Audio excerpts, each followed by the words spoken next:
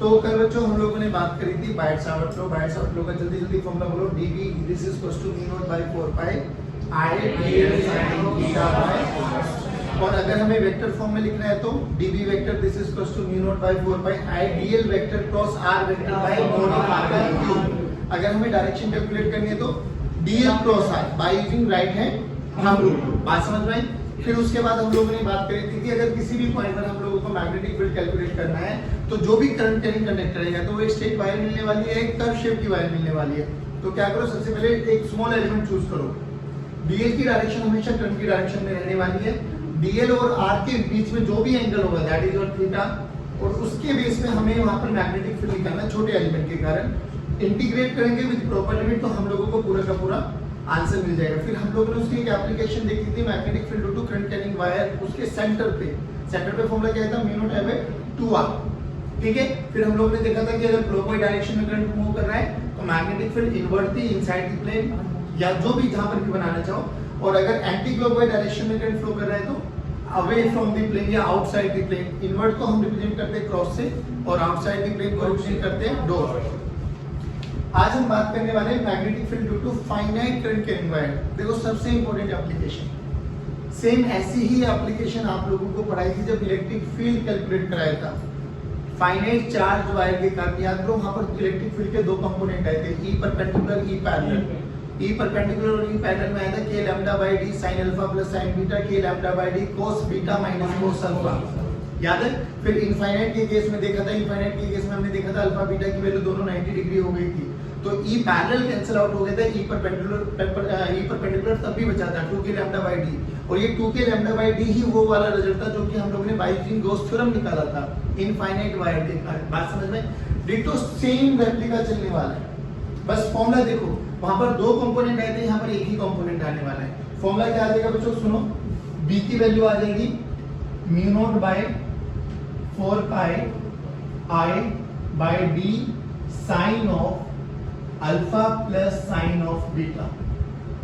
एक ही फॉर्मूला है।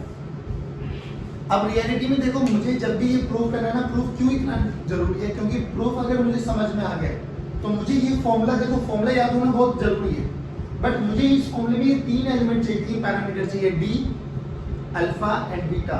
नाउ ये डी क्या है, अल्फा क्या है, बीटा क्या है, अगर मुझे ये पता लग गया तो देखो कोई भी न्यूमेरिकल आ जाए, चाहे वो फाइनाइट वायर का आ जाए, इनफाइनाइट वायर का आ जाए, सेमी इनफाइनाइट वायर का आ जाए।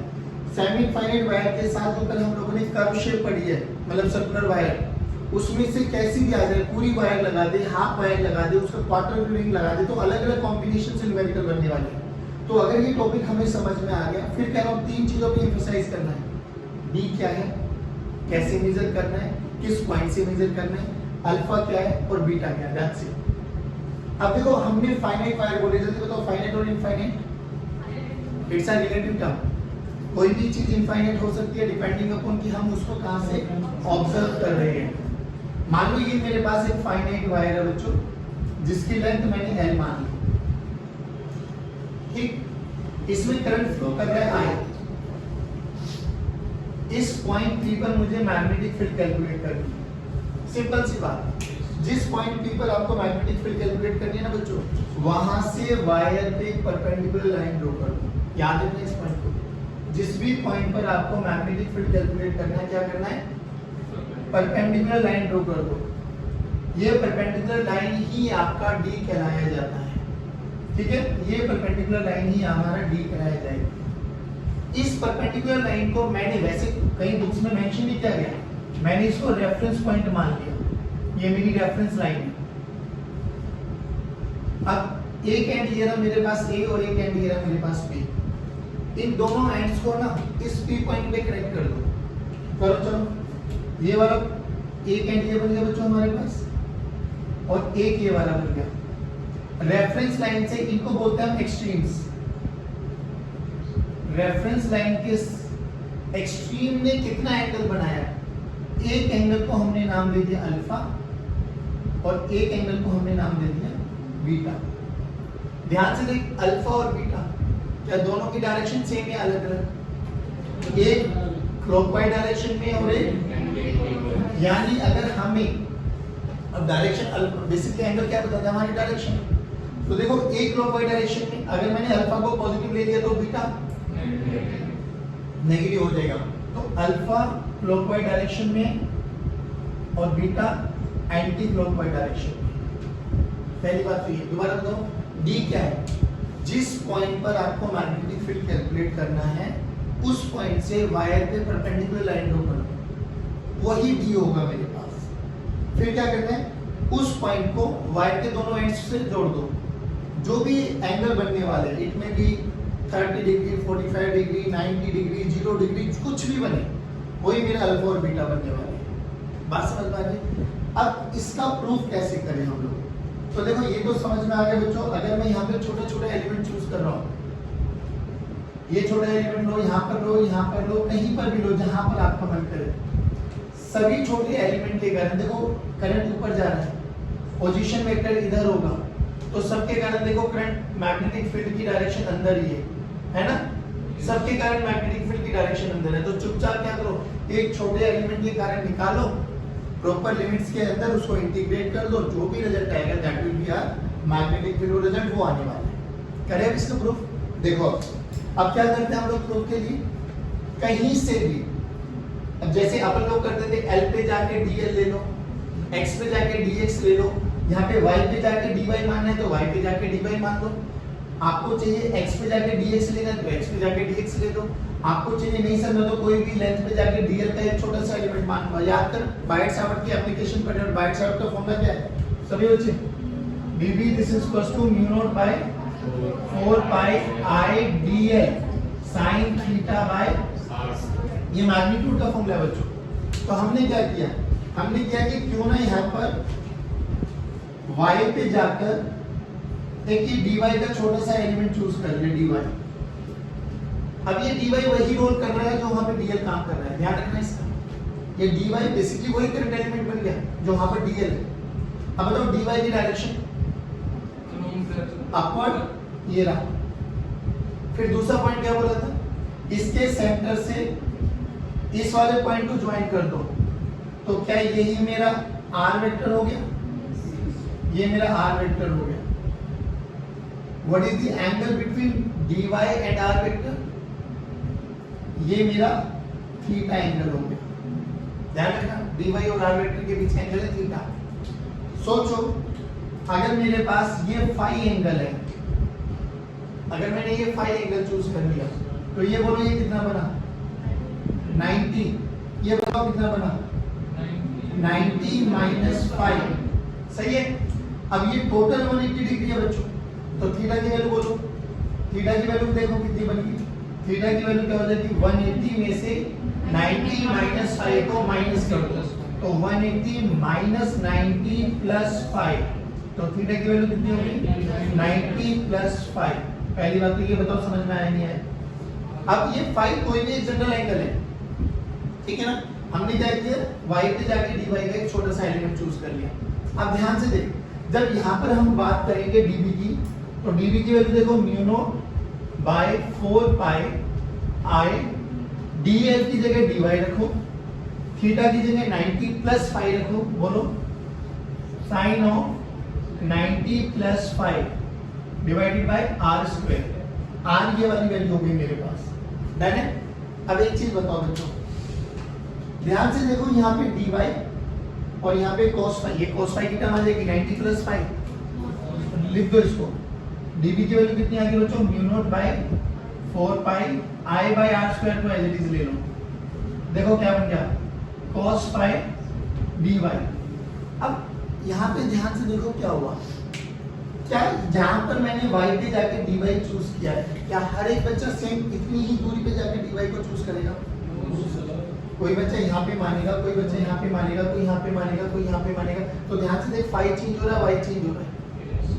फाई भी वेरिएबल है, y भी वेरिएबल है। और ध्यान से देख, अगर मेरा फाई और y वेरिएबल हो गए तो r भी वेरिएबल हो गया। तो रियलिटी में देखो यहाँ पर फाई और dy दोनों ही चेंज हो रहे हैं। और इंटीग्रेशन का क्या रूल होता है? एक वेरिएबल हो, बाकी सब कांस्टेंट होने चाहिए तो मैं इंटीग्रेट कर पाऊंगा। तो अब यहाँ पे देखो हमने क्या किया, ये राइट एंगल ट्रायंगल देखो, इसका नाम देख लो M O और इसको P। In right angle triangle this is M, this is O and this is, ये 5 बना, ये डी बना बच्चों, डी मुझे गिवन है और डी पता भी लग जाएगा कि कितनी दूरी पर निकालना है। ये मेरे पास r है, ये मेरे पास y है। ध्यान से देखो, क्या मैं r की वैल्यू d की टर्म्स में निकाल सकता हूँ? ध्यान से देखो, सोना चांदी तोले पंडित बद्री प्रसाद हर बोले हाइपोटेन्यूज बेस, तो बेस बाय हाइपोटेन्यूज कोस, लेकिन मुझे r निकालना है तो बेस बोले तो d बाय r की वैल्यू ही cos फाई, मुझे तो r चाहिए तो r की वैल्यू क्या आ जाएगी? d by cos phi. नहीं आया बच्चों, d बाय cos फाई को क्या लिख सकता हूँ? d secant phi. पहले ये बताओ ये आया नहीं है? अब दोबारा देखो y की टर्म्स, यहाँ से इस वाले राइट एंगल ट्रायंगल से y निकालो इन टर्म्स ऑफ d, तो y बाय d बोलो tan phi, y by d बोलो, क्या d कांस्टेंट है? क्या y as a function of phi है? डिपेंड है ना भाई, y यहाँ पे ले रहा हूँ, यहाँ पे ले रहा हूँ, तो उसके अकॉर्डिंग फाई भी चेंज हो रहा है। तो क्या y as a function of phi आ गया? तो y as a function of phi आ गया, तो क्या मैं इसको डिफरेंशिएट कर सकता हूं विद रिस्पेक्ट टू फाई? चलो करो, तो देखो dy बाय d फाई, ये d कांस्टेंट है बच्चों, टेंजेंट फाई का बोलो सेकंड स्क्वायर फाई। अब ध्यान से देखो, यहां से dy की वैल्यू निकाल दो, जल्दी बोलो dy की वैल्यू कितनी आ गई? d second square phi d phi. आ जाओ, अब देखो r की वैल्यू उठाओ, ये पुट कर दो, dy की वैल्यू उठाओ, पुट कर दो, जो बचा फिर देखते क्या होता है। आ जाओ, तो mu not by 4 pi as it is, i as it is, r की वैल्यू देखो, r का स्क्वायर करना बच्चों, तो d square second square phi, d square second square phi, done है। cos phi as it is चलेगा, dy की value देखो, ये रखो d second square phi d phi. ध्यान से देखो, second square phi cancel out, d will be cancel out, तो याद देखो क्या बना, म्यू नॉट i बाय 4 पाई, एक नीचे d बचा, cos बना यहाँ पे cos फाई और d फाई। अब देखो ये सारी चीजें कांस्टेंट फाई है, फाई के रिस्पेक्ट में एक ही चीज वेरिएबल आ गई, तो क्या करो इसको, अब फाई की लिमिट बताओ कहां से कहां? माइनस बीटा से अल्फा। वेरी गुड, फाई देखो ये है रेफरेंस लाइन से, ये हरे वाली लाइन फाई है, तो फाई की लिमिट इधर चलोगे तो माइनस बीटा तक है और ऊपर चलोगे तो माइनस बीटा से cos फाई d फाई का इंटीग्रेशन, साइन cos फाई का इंटीग्रेशन, साइन का डिफरेंशिएशन cos होता है, cos का इंटीग्रेशन साइन होता है। आ जाओ यहाँ पे, तो b की वैल्यू देखो कितनी आ गई, mu not i by 4 pi d, cos phi का इंटीग्रेशन sin फाई, तो इंटीग्रेशन ऑफ मतलब जो इसका सोल्व करके आया integration sin phi minus beta से अल्फा, पुट करो प्रॉपर लिमिट्स, b की value mu not i by 4 pi d, upper limit minus, तो sin of alpha minus sin of minus beta. ध्यान से रखो, साइन के अंदर नेगेटिव साइन है वो बाहर आ जाता है, तो क्या बचा, mu not i by 4 pi d sine of alpha plus sine of, जल्दी बताओ ये चीजें समझ में आई क्या? ये प्रूफ है, सीबीएसई थ्योरी में पूछा जाता है, पक्का पूछा जाता था क्वेश्चन, बट ये फर्स्ट टाइम तुम्हारे होने नहीं है थ्योरी, तो बट इसके बेस पे न्यूमेरिकल बहुत आते हैं। दोबारा सुनो, रिजल्ट याद करो, mu not i by 4 pi d sin alpha plus, सभी बच्चे बोलो mu not i by 4 pi d sin alpha plus d क्या है, उस वायर से वो वाले पॉइंट का परपेंडिकुलर डिस्टेंस जहां पर हमें मैग्नेटिक फील्ड कैलकुलेट करना है, अल्फा बीटा क्या है, उस पॉइंट से वायर के दोनों एक्सट्रीम्स को जोड़ दो, एक बनेगा अल्फा और एक बनेगा बीटा। बात समझ में आ गई? जल्दी जल्दी एक बार रिजल्ट बोलो, mu not i by 4 pi d sin alpha plus sin alpha plus. देखो अब जो हम पढ़ने वाले हैं ना बच्चों, इसके एप्लीकेशन पढ़ेंगे, जो ये फॉर्मूला यूज करते हो हम लोगों ने, mu not i by 4 pi d sin alpha plus sin beta, अलग अलग वायर के अलग अलग केसेस के लिए हमें अल्फा बीटा कैलकुलेट करना है। देखो डी तो आपको ना देख के समझ में आ जाएगी, वो कैसी भी शेप बनाएगा, it may be rectangular, it may be square, it may be anything, तो डी तो आपको इनिशियली देख के समझ में आ जाता है, थोड़ा मैथमेटिकल एनालाइज करना पड़ेगा आपको। बट अगर हमारे पास देखो इफ y इज इनफाइनाइट, अगर मेरे पास y इनफाइनाइट है तो y इज इनफाइनाइट, और जो पॉइंट है ना बच्चों वो y के सामने है, ध्यान से रखना, y इनफाइनाइट है और जो पॉइंट है वो कहां पर है। फिर याद करो इनफाइनाइट बेसिकली डिपेंड करता है कि हम लोग कहां से चीजों को ऑब्जर्व कर रहे हैं। मान लो ये लेंथ L है बच्चों, और ये वाला पॉइंट P जहां से अपन को एनालाइज करना है, ये सेपरेशन D मान लिया, तो if L is very very greater than B, तो क्या D के रिस्पेक्ट में ये मेरी क्या बन जाएगी, इनफाइनाइट वायर।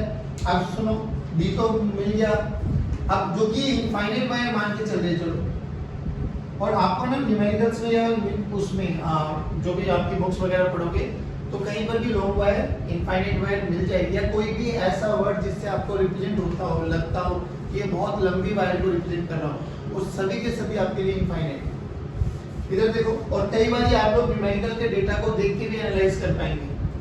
मान लो L और D में ऐसा वेरिएशन आ गया, L की वैल्यू 1 मीटर दे दी, D की वैल्यू 1 एंगस्ट्रॉम दे दी या 1 सेंटीमीटर दे दी, तो आपको उसके अकॉर्डिंग भी कंपेयर करना पड़ेगा कि हाँ उसके लिए इनफाइनाइट हो सकता है या नहीं हो सकता।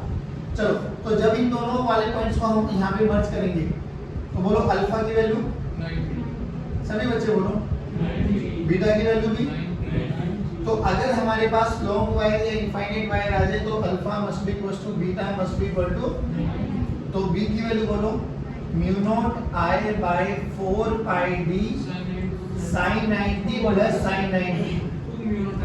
वेरी गुड, तो क्या बन गया बच्चों, mu not I by 2 pi d।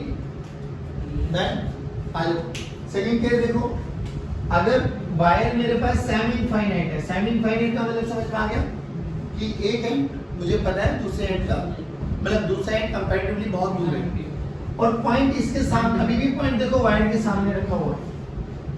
तो बोलो सबसे पहले क्या करना है कि इस पॉइंट P से परपेंडिकुलर डिस्टेंस ड्रॉ करना है। तो ये मेरे पास परपेंडिकुलर डिस्टेंस हो गया, एक एंड ये है वायर पे और दूसरा एंड इंफिनिटी पर है। फिर क्या करना है कि वायर के दोनों एंड्स को उसी पॉइंट पर ज्वाइन करा दो, रेफरेंस पॉइंट।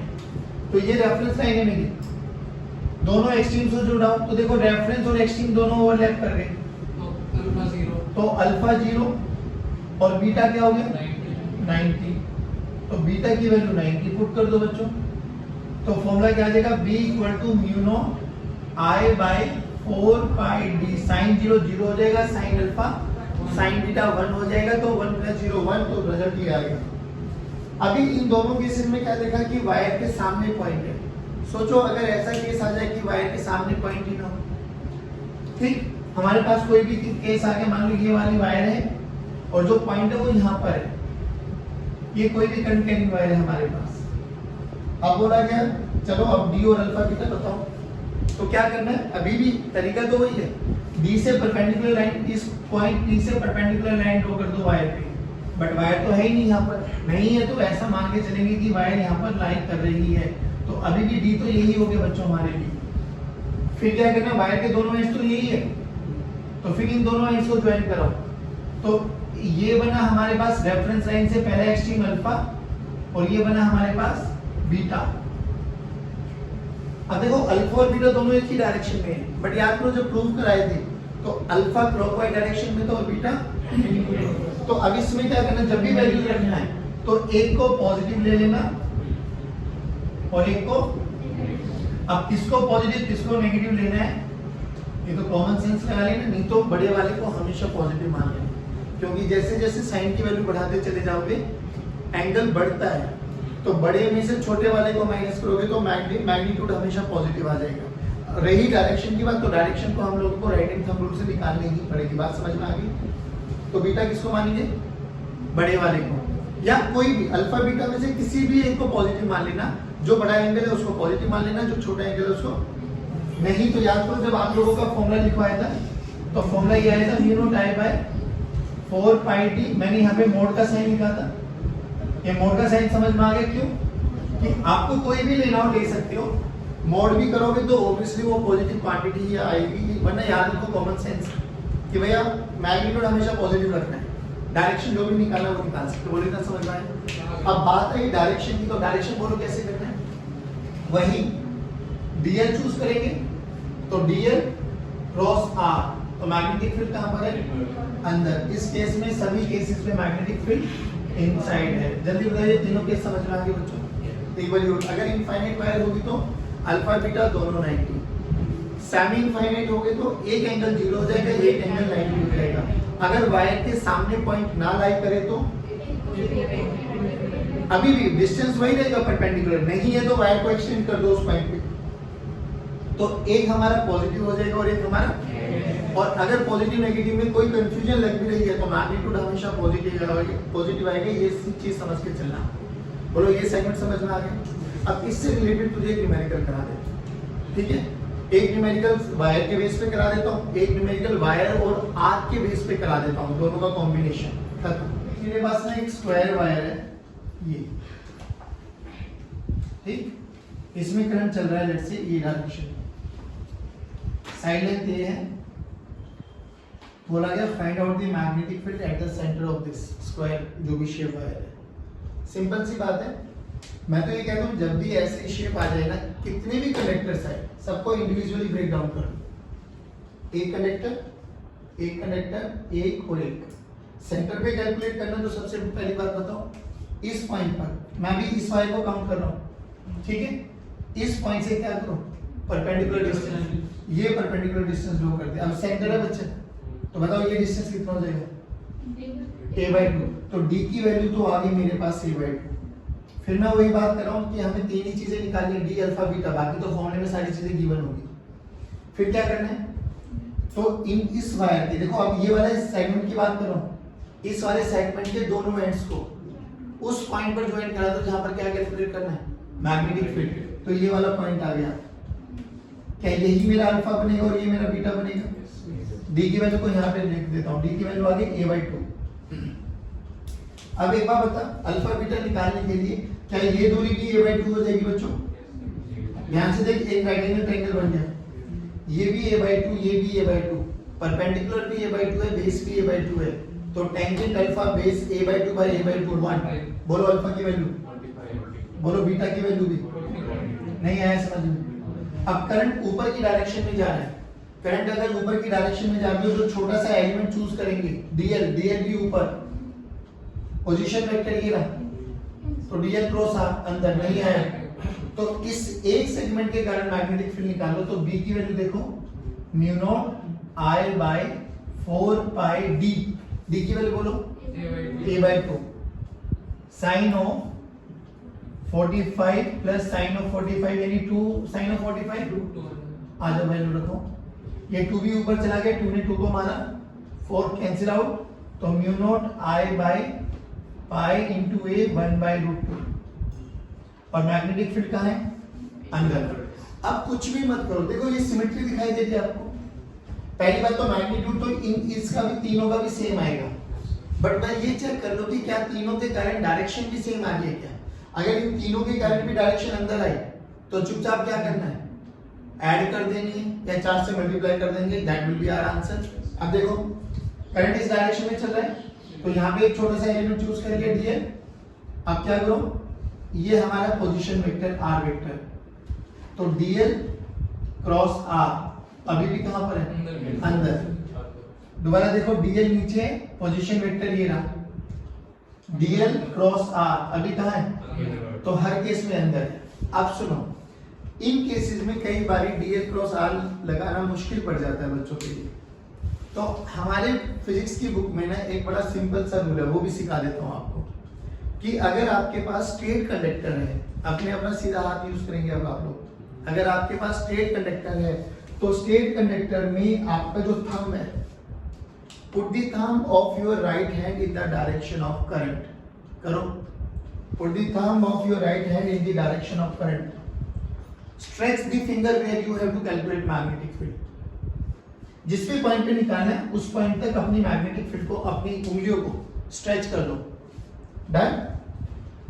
या तो ये पाम होता है, palm will give you the direction of magnetic field, that's it, simple. दोबारा सोचो कि राइट हैंड का जो भी थंब है उसको आप हमेशा अंगूठे की डायरेक्शन में रखना। कंडीशन है स्ट्रेट वायर होनी चाहिए।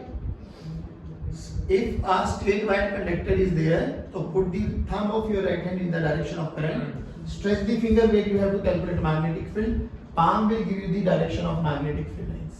या एक चीज और, इस पाम पे ना ये 90 डिग्री बना दो। Obviously वो राइट हैंड कर्ल रूल भी बोल देते हैं, इसको टैप करो। टैप का मतलब समझ में आ गया, मैग्नेटिक फील्ड अंदर है। या ये भी समझ लो, अभी इसको बहुत अच्छे से समझना, क्योंकि जब 3D विजुअलाइजेशन आएगा ना तो ये रूल बहुत इंपॉर्टेंट मतलब रूल यूज में आने वाला है। करंट ये पोजीशन वेक्टर बना, मैग्नेटिक फील्ड बता पोजीशन वेक्टर पे कितने एंगल पर है, ये याद रखना। दोबारा से देखिए, ये करंट बोले तो कंडक्टर की डायरेक्शन में, ये आर वेक्टर आ गया और ये कौन है, मैग्नेटिक फील्ड। तो अगर मेरे से बोला जाए कि करंट ये रहा आर वेक्टर, ये तो मैग्नेटिक फील्ड है कहां, मैग्नेटिक फील्ड अंदर है। अंदर किसके अंदर, इस पोजीशन वेक्टर के परपेंडिकुलर। बात समझ में आ रही। अब देख इससे और इजी बन जाता है, अंगूठा पाम अंदर, अंगूठा पाम अंदर, अंगूठा पाम अंदर, अंगूठा पाम अंदर। बात समझ में। तो सभी का मैग्नीट्यूड सेम आएगा, सिमेट्री है, तो 4 से मल्टीप्लाई कर दो, बी नेट आ गया आपके पास। कोई मुश्किल है। अब चाहे कैसी भी शेप की वायर दे दे आपके पास, तो आपको तो इंडिविजुअली हर एक कंडक्टर के कार्य निकालने हैं। अच्छा अब एक और बताओ, ये मेरे पास कल हम लोगों ने बात करी थी कि सर्कुलर करंट कैरिंग वायर, इसके सेंटर में मैग्नेटिक फील्ड कितना है था, mu naught I by 2r। सोच अगर मैं इसको हाफ कर दूं तो उस नेट मैग्नेटिक फील्ड का आधा हो जाएगा, तो mu naught I by 4r। बात समझ में आई ना। आप सुनो कैसे बोला जाता है कि मेरे पास एक वायर है और उस वायर को मैंने ना देखो लॉन्ग इनफाइनाइट वायर है, ऐसे करके ये शेप दे दिया, बोला गया find out magnetic field at this particular point. तो देख सिंपल सी बात है, ये एक कंडक्टर बन गया, ये एक कंडक्टर बन गया और ये एक कंडक्टर बन गया। तीनों कंडक्टर्स के कारण आप इंडिविजुअली कैलकुलेट कर लो, ठीक है। और तीनों को वेक्टोरियली ऐड कर दो। वेक्टोरियली ऐड क्यों करा रहा हूं, क्योंकि मैग्नेटिक फील्ड एक वेक्टर क्वांटिटी है। तो पहले इसके कारण v1 निकालो, v2 निकालो, v3 निकालो, v1 vector plus v2 vector plus v3 vector equal to जो भी b नेट आएगा हमारे पास। अब ध्यान से सुन, याद कर, करंट ऐसे मान लो इस डायरेक्शन में करंट चल रहा है, तो करंट ऐसे चला ऐसे चला, वो कैसी भी शेप बना सकता है, मुझे इससे कोई मतलब नहीं। याद करो कल आपको एक डायरेक्ट रिजल्ट भी बताया था कि अगर डीएल वेक्टर के सामने कोई पॉइंट आ जाता है तो थीटा या तो 0 होगा या 180 डिग्री होगा।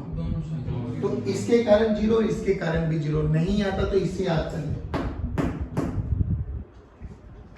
इस पे परपेंडिकुलर तो बना ही नहीं सकते, छोड़ दो। तो ये वाले फैक्टर याद रखो कि अगर मेरे पास इनफाइनाइट वायर है और ये डीएल चूज कर लिया मैंने, डीएल वेक्टर, तो देखो पॉइंट डीएल वेक्टर के सामने आर वेक्टर, डीएल वेक्टर और आर वेक्टर में 0 डिग्री एंगल है और इस केस में 180 डिग्री है। तो दोनों के कारण मैग्नेटिक फील्ड 0 और इसके कारण मैग्नेटिक फील्ड हाफ हो जाएगी mu naught I by 4r।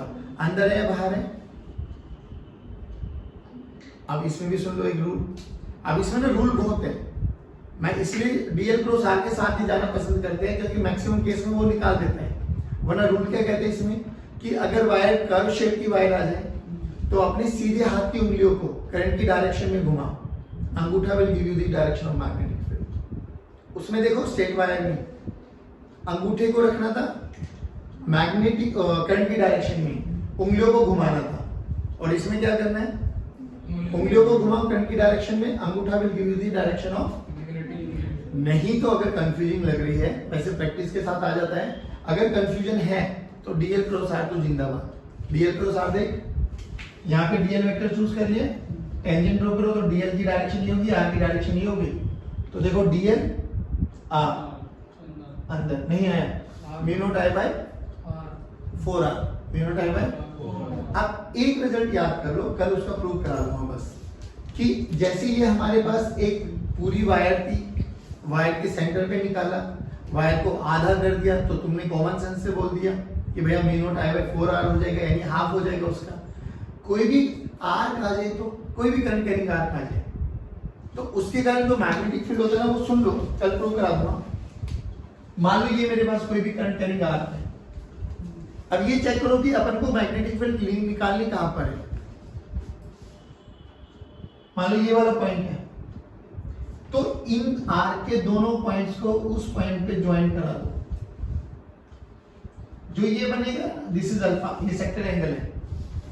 तो बेसिकली हमें उसके सेंटर पे निकालनी होगी, कैसी भी शेप आ जाए, सर्कल आ जाए, पूरी आ जाए, सेमी आ जाए, कोई भी क्वार्टर आ जाए, तो उनके दोनों एंड्स को उस सेंटर पे ज्वाइन करा दो। Where you have to calculate magnetic field. जो भी एंगल बनेगा दोनों एंड्स को मिला के, that is your sector angle. अब ये सेक्टर एंगल जो भी आ गया ना, तो रिजल्ट याद करो, magnetic field mu naught I bye ये रेडियस मान लो 4 पाई आर इनटू अल्फा। याद कर रखना alpha should be in median, और अल्फा क्या है, उस आर्क वायर के दोनों पॉइंट्स को ज्वाइन करा दो उस पॉइंट पर, where you have to calculate magnetic field. यहां पे देखो ये वो वाला पॉइंट है, तो आर्क को जो इन पॉइंट्स को ज्वाइन कराओ। बोलो एंगल कितना बना, pi. Alpha should be in radian, pi की वैल्यू रखो वहां पर, तो pi pi mu naught I by पूरे सर्कल में बोल कितना बनेगा अल्फा 2 पाई, रख 2 पाई वहां पर, mu naught I by 2 R. Quarter ring आ जाए तो अल्फा कितना बनेगा पाई बाय 2, रख वहां पे पाई बाय 2। जो भी आएगा that will be your answer. अब कैसी भी शेप आ जाए, क्या आप लोग न्यूमेरिकल कर सकते हो? अब अपने जो भी एसएल अरोरा है उसमें पहले 5-6 पेजेस देखना, बहुत सारे न्यूमेरिकल्स है और सब इन्हीं कैटेगरी के बेस पर है। ठीक है, कर लोगे? चलिए, thank you very much, have a good day, God bless you, जय हिंद।